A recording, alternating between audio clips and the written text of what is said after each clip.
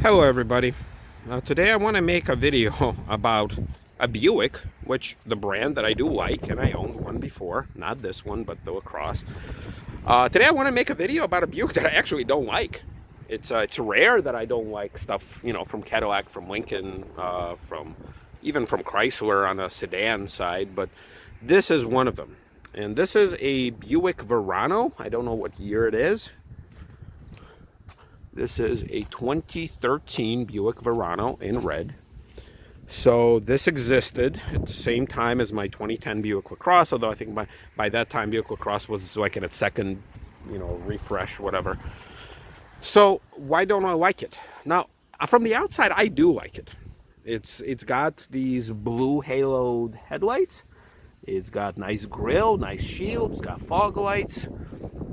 It's got these venti port things that are very fake, that are sitting on the hood, and I mentioned this in some of my other videos, that if you're going to do these venti port things, put them right here. Put them where they belong historically.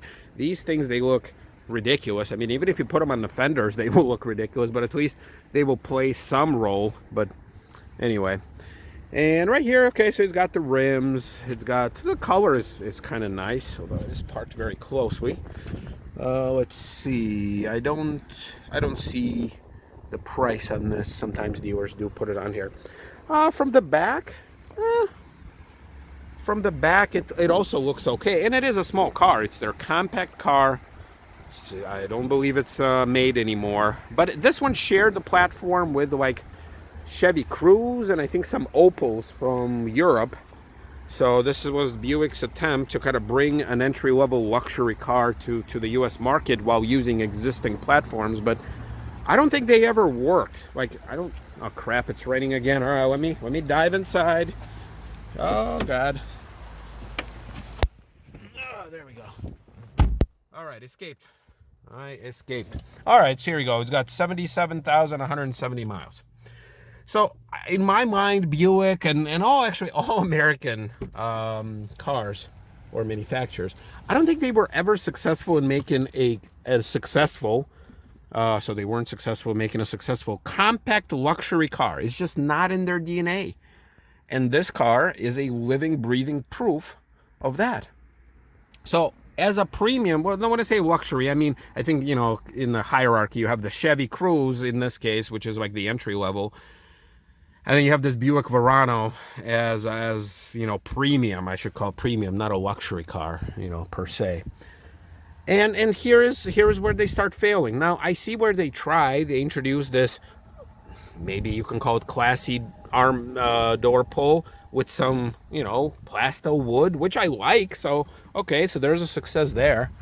All right, but they are reusing all the switches, all the controls from a lesser Cruze, so that's strike against them.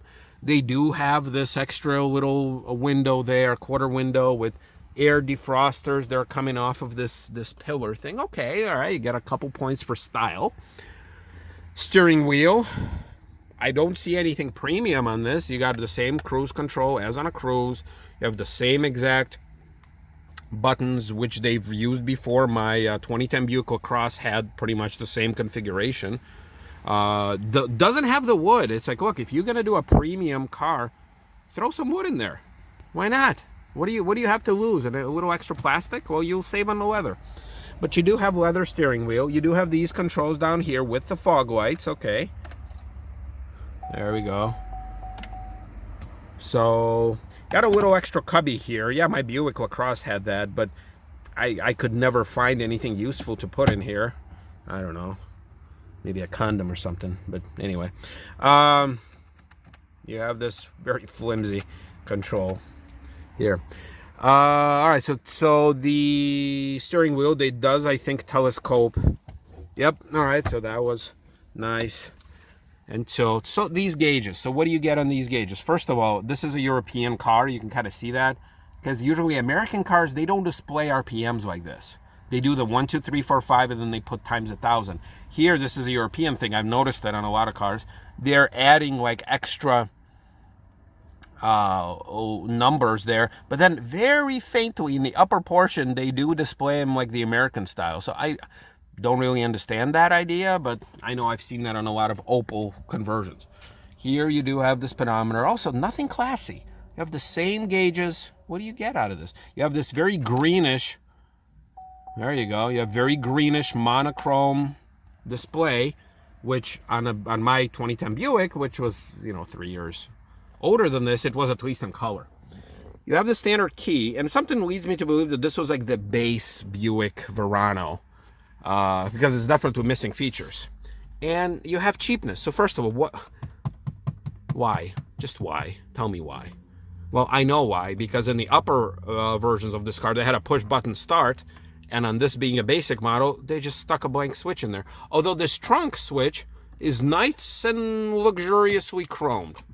Here's another interesting thing. So you have the passenger airbag light. Okay, fine.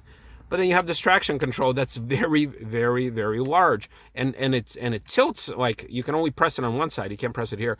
But then the button is in the, like to the left. So it looks unfinished. You have the controls. I wonder if this has the power feature where it's going to turn on. No? Doesn't do that? Or it should. Oh, there we go. Okay, so you have a screen. So what do you get on the screen? Come on. Oh, okay, it does work. All right. Okay, so you do have some features here. Pictures, interesting. What do you get? No picture viewer. Okay, so you do have some pseudo luxury feature. Let's see, weather. But I'm guessing you need to have, yep, there you go. You need to have a subscription. So even with this, all these features that they have down here, most of them are useless without satellite radio subscription. You have a ton of buttons, but okay, I could live with that. You have, I'm guessing this is this is the tuning knob, and you can actually control this. So I'm guessing you can click. Yeah, there you go. So you have two options how to control the screen: touch base or this scrolly wheel. All right, here we go again. Blank. I'm guessing these were for heated seats. Blank. This is probably for the fan control. Yep, you see a little lights in there. I know that this car had an option for heated steering wheel, but once again, this is a base option. I mean, this is like a base car, so no heated seats, no heated steering wheel. What is this? All right, so these are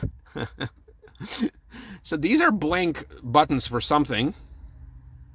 It's got auto climate, but these are blank buttons for God knows what feature. But you are able to push them. Like these are AC controls. So it's again, cheapness. And then you have this more plastic wood. Okay, I get that. Everybody has plastic wood. Shifter, right out of a Cruise, I believe. You have this cubby right here. Cup holders. Okay, you have parking brake. That's electronic.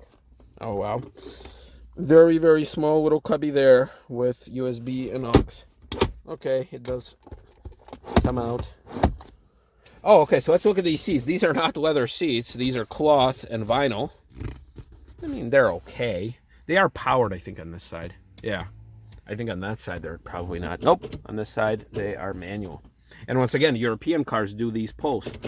This is not an American car thing. So, anyway, you do have the shifters right here. No paddle shifter things that. Let's see. Oh, you know what? This car does have heated seats, but they are aftermarket. So I just kind of felt around right there. So no manufacturer uses this type of button. This is an aftermarket for sure. Let's see, what are we doing with the back? Yeah, I'm not climbing down there. This is very, very, very narrow. And once again, they have this little plastic wood right there too. That doesn't look too bad, at least for my taste. But yeah, look, it's a little teeny bitty car, and I think there's a cup holder there in the middle. So let's look at the trunk. Yeah, well, it's a Chevy Cruise trunk, so nothing unexpected here. You have cargo mats. You have probably factory floor mats. Although look, they don't say Buick, they don't say Verano. They're just run-of-the-mill floor mats. You do have the handle here. I had it on my LaCrosse, so maybe that's considered a luxury feature, although it's fallen off. It shouldn't do that. Yeah, so this is kind of what I was talking about. So this is the one Buick, and I'm not going to look under the hood. There's nothing good will come out of that. This is the one Buick that I don't like.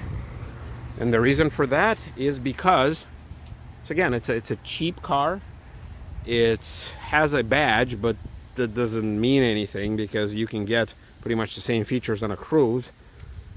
And like I said, American manufacturers, I don't think they were ever successful in making a good, compact, popular, premium or luxury sedan. And I think Cadillac had an ATS a little bit later, but it was a much different car than this, thankfully. So yeah, there you go. A Buick that I don't hate it, I just don't like it. So that's something new.